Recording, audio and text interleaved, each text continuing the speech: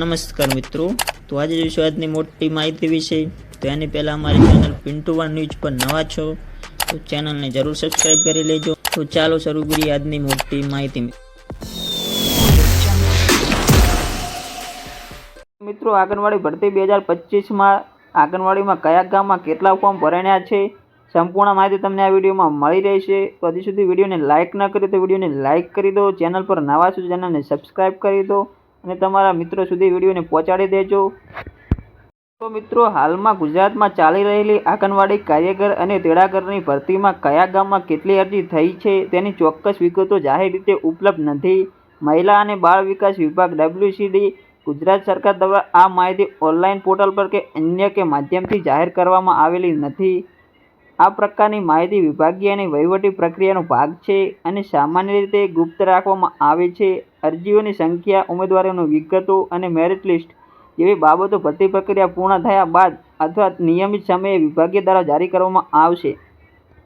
તો કયા ગામમાં કેટલા ફોર્મ ભર્યાના તમે કઈ રીતે જાણી શકો છો? તો જો ગામ મુજબ અરજીઓની ચોક્કસ સંખ્યા જાણવી મુશ્કેલ છે તેમ છતાં પણ તમે આ પગલાંથી તમે જાણી શકો છો કે ખાલી જગ્યાઓની વિગત, કયા જિલ્લા અને કયા ઘટકમાં તાલુકામાં આંગણવાડી અને કાર્યકર અને તેડાગરની કેટલી જગ્યા ખાલી છે તેની વિગતો સત્તાવાર પોર્ટલ EHRMS ગુજરાત પર ઉપલબ્ધ છે।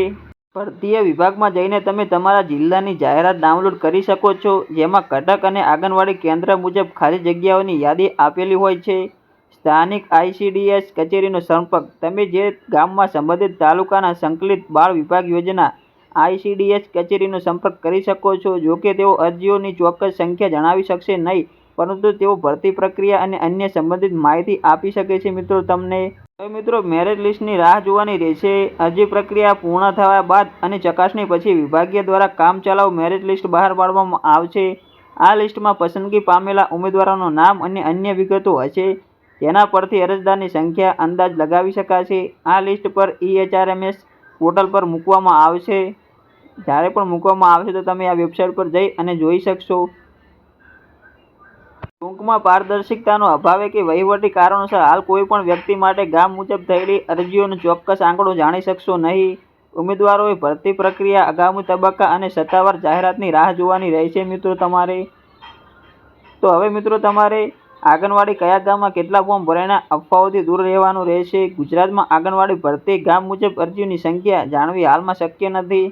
એટલે કોઈ પણ આવી નોટિફિકેશન આપે છે તમને કોર્ટે તો તમારે આમાં ઇન્વાઇટ થવાનું નથી, ખોટી માહિતી લેવાની નથી। મિત્રો, તો વિડીયો ગમે તો વિડીયોને લાઇક કરી દેજો, ચેનલ પર નવા છો પિન્ટુ વન ન્યૂઝ પર તો સબસ્ક્રાઇબ કરી દેજો અને તમારા મિત્રો સુધી શેર કરજો આ વિડીયો કે જેને આ માહિતી મળી રહે। અને આવા નવા હું વિડીયો આ ચેનલ પર લાવીશ તો બેલ આઇકનને દબાવી દેજો અને મળીએ નવા વિડીયો સાથે। જય હિન્દ, જય ભારત।